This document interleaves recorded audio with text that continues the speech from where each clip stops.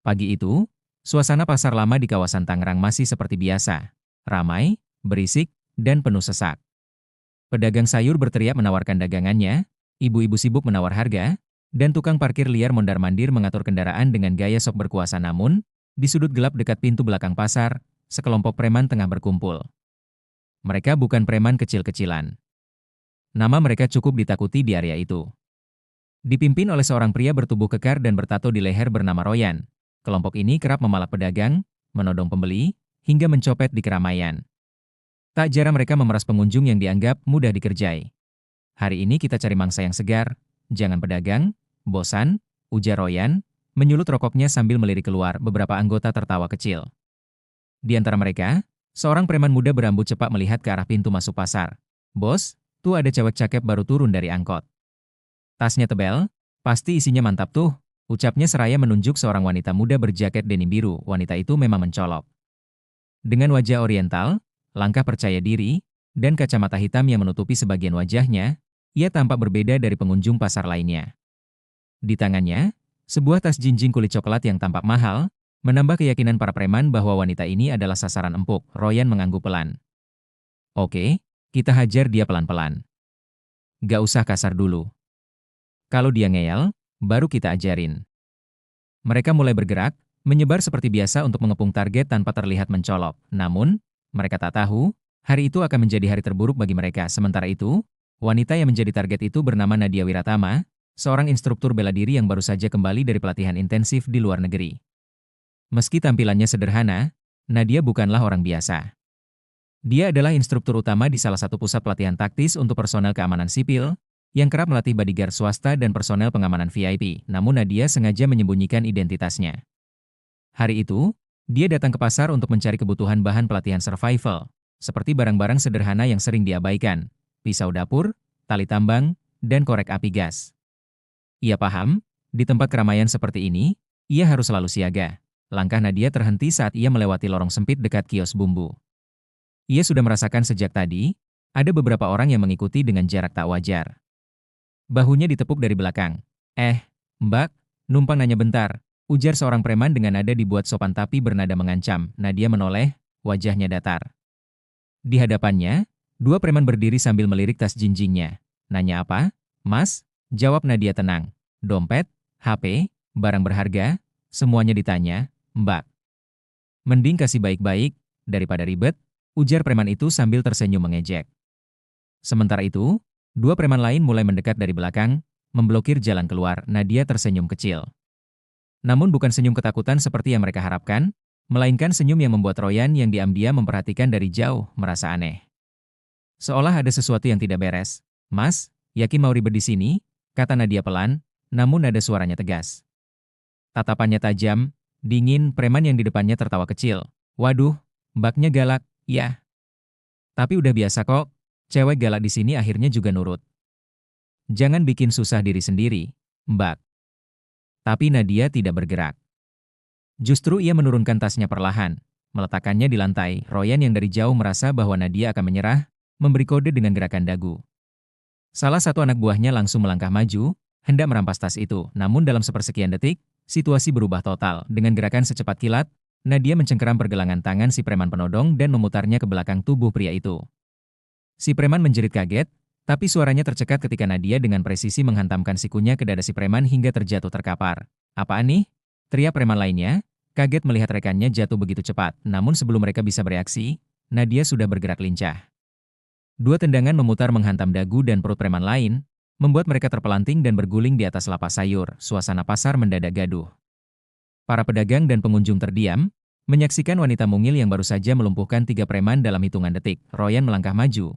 Wajahnya merah padam. Ini bukan peristiwa biasa. Harga dirinya sebagai preman pasar dipertaruhkan. Ia mendekati Nadia dengan langkah terukur, mengepalkan tangan. Mbak, saya kasih tahu ya. Di sini, saya raja. Kalau Mbak bikin malu saya pastikan Mbak gak akan bisa keluar dari pasar lama yang tadinya hiruk pikuk mendadak sunyi. Semua mata tertuju pada satu titik di lorong sempit itu.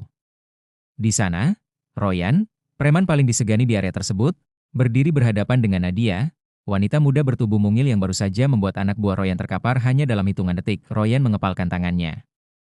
Amarah di dadanya meluap. Selama ini, tak pernah ada yang berani melawan apalagi mempermalukan dirinya di hadapan orang banyak. Apalagi cuma seorang wanita yang tampak biasa di matanya. Gue kasih pilihan terakhir, Mbak.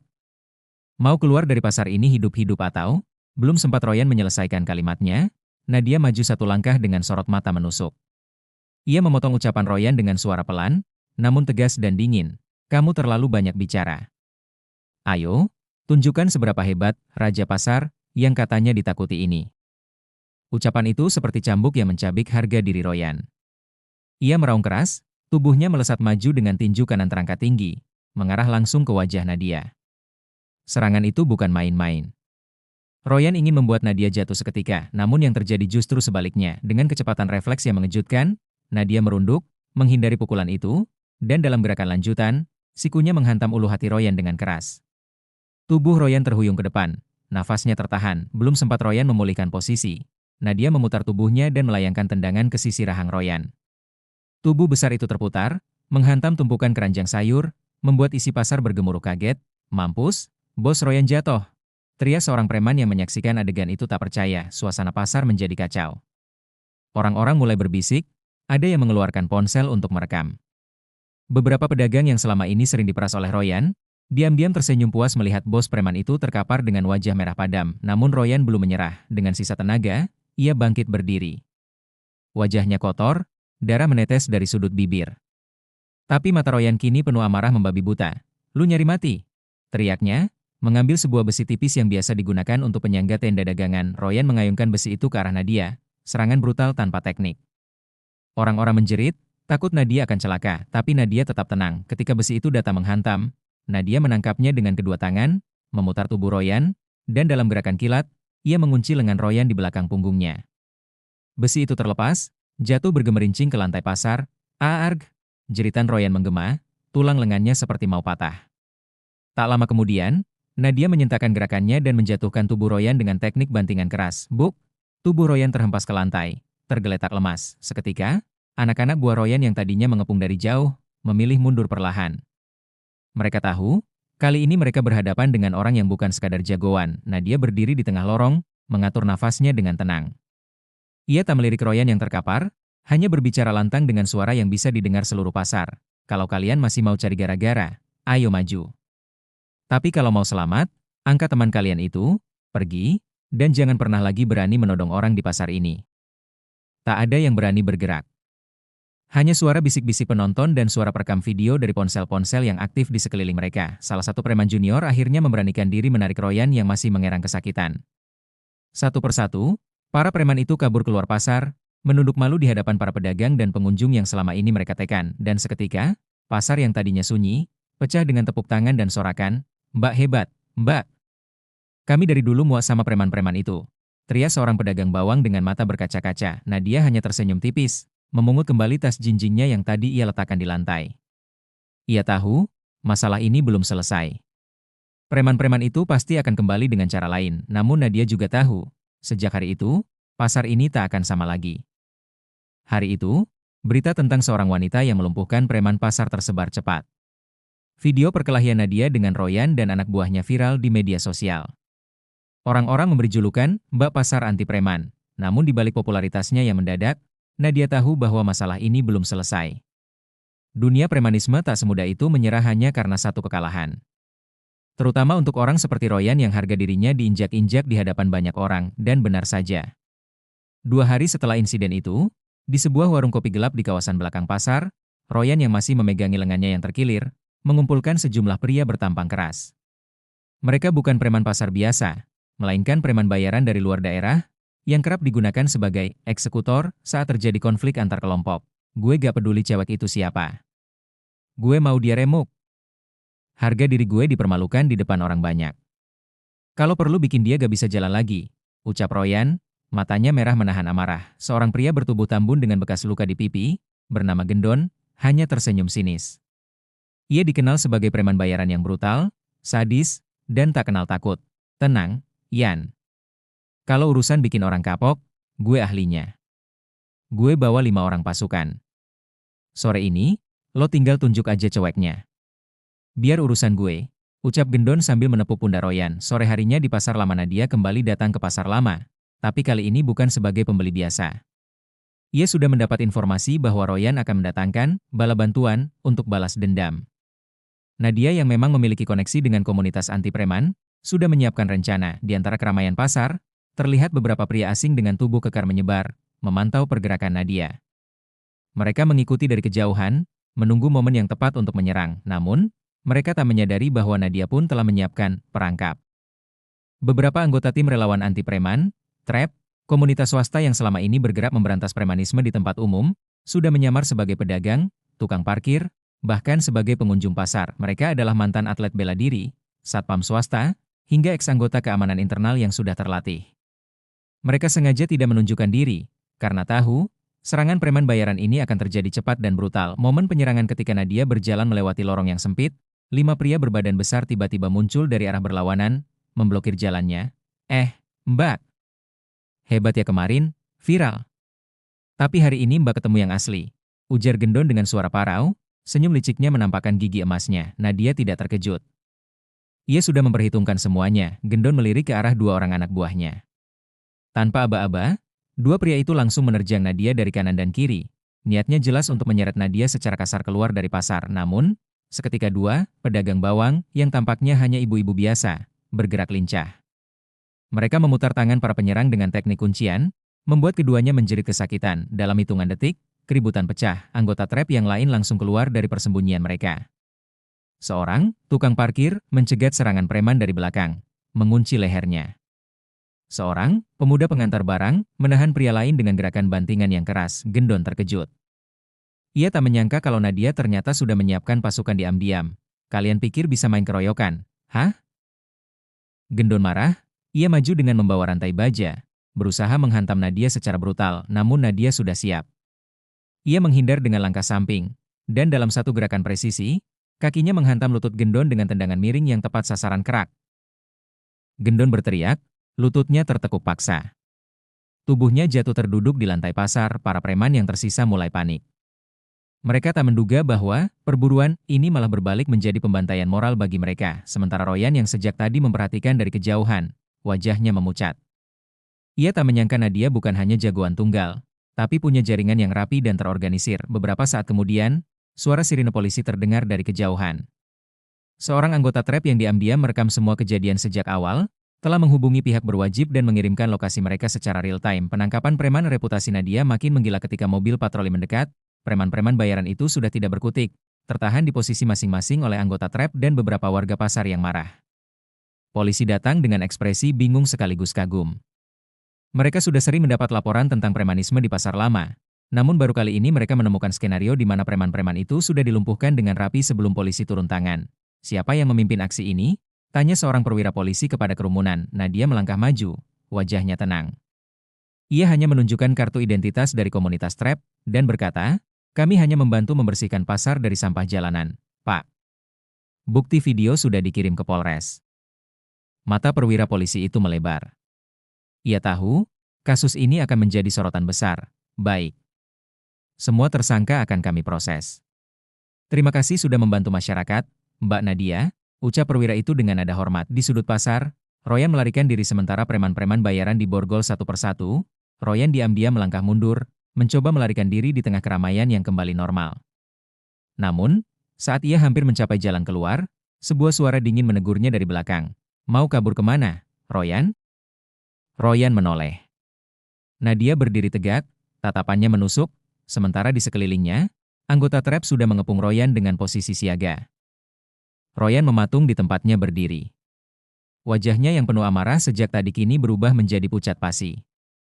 Tangan dan kakinya gemetar, seolah menyadari inilah akhir dari kejayaan dirinya di pasar lama. Di hadapannya, Nadia berdiri tegak dengan sorot mata dingin.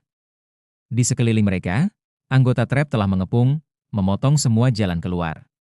Lebih buruk lagi, warga pasar yang selama ini menjadi korban pemalakan Royan mulai merapat, membentuk lingkaran sempit yang membuat Royan tak berkutik. Satu demi satu wajah-wajah yang dulu sering dia intimidasi kini memandangnya dengan tatapan penuh dendam. Royan mencoba bersikap tenang, walaupun suaranya mulai gemetar.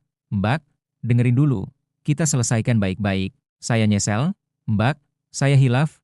Nadia hanya menghela nafas pelan. Sudah berapa kali kamu ngomong, nyesel, tapi besoknya kembali. Memalak?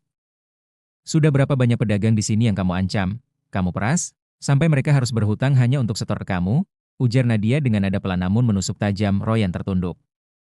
Tak ada lagi alasan yang bisa dia lontarkan. Kata-kata Nadia benar-benar telak, namun yang tak disangka oleh Royan adalah, warga pasar pun mulai bersuara, gak ada ampun buat dia. Mbak, teriak seorang ibu penjual tempe dengan suara bergetar menahan emosi. Selama ini kami cuma bisa diam, karena takut dibales. Tapi sekarang kami berani karena Mbak Nadia. Tambah seorang pedagang ikan, matanya memerah, Royan mulai panik. Ia tahu kali ini keadaan sudah di luar kendalinya. Mbak Nadia, saya minta ampun. Sumpah, saya gak bakal macam-macam lagi. Royan berlutut, tangannya terangkat, memohon dengan suara tercekat, namun Nadia tak bergeming. Baginya, ini bukan sekedar tentang Royan, tapi tentang semua korban yang selama ini tak berani melawan. Royan, saya gak perlu kamu minta ampun. Yang perlu kamu lakukan sekarang adalah mempertanggungjawabkan perbuatanmu di depan hukum.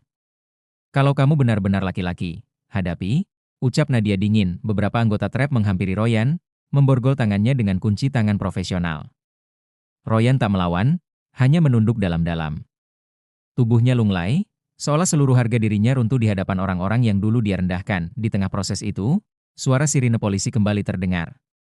Kali ini lebih banyak. Beberapa mobil patroli tiba di pintu masuk pasar, membawa perwira dan petugas berseragam lengkap. Perwira polisi yang tadi menangani kasus gendon berjalan cepat menuju lokasi Royan ditahan. Ia melirik Nadia dengan hormat, lalu menatap Royan yang kini duduk bersimpuh dengan tangan terborgol. Royan bin Slamet, Anda ditangkap atas tuduhan pemerasan, penganiayaan, ancaman kekerasan, dan tindak pidana premanisme. Hak-hak Anda akan dibacakan di kantor polisi. Ujar perwira itu tegas. Para pedagang pasar bersorak melihat Royan dibawa keluar dengan tangan terborgol. Sorakan itu bukan hanya luapan kegembiraan, tapi juga simbol kemerdekaan dari belenggu ketakutan yang selama ini menjerat mereka. Momen mengharukan. Nadia dipeluk warga pasar ketika mobil patroli membawa Royan dan para preman lainnya. Nadia masih berdiri di tengah kerumunan. Namun tanpa ia sangka, seorang ibu penjual sayur tiba-tiba memeluknya erat. Terima kasih, Mbak. Kami gak tahu gimana jadinya kalau Mbak gak turun tangan. Suara ibu itu gemetar. Air matanya jatuh, beberapa pedagang lain ikut mendekat, menyalami, bahkan ada yang ikut memeluk Nadia bergantian. Mereka bukan hanya berterima kasih, tapi juga melepas emosi bertahun-tahun yang tertahan akibat ketakutan pada premanisme. Nadia tersenyum, walau matanya mulai berkaca-kaca. Saya hanya melakukan yang seharusnya. Tapi yang penting, sekarang kalian semua harus berani jaga pasar ini.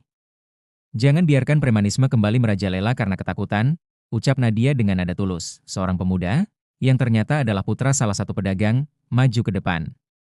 Mbak Nadia, kalau Mbak butuh bantuan, kami anak-anak muda di sini siap diajak jaga pasar.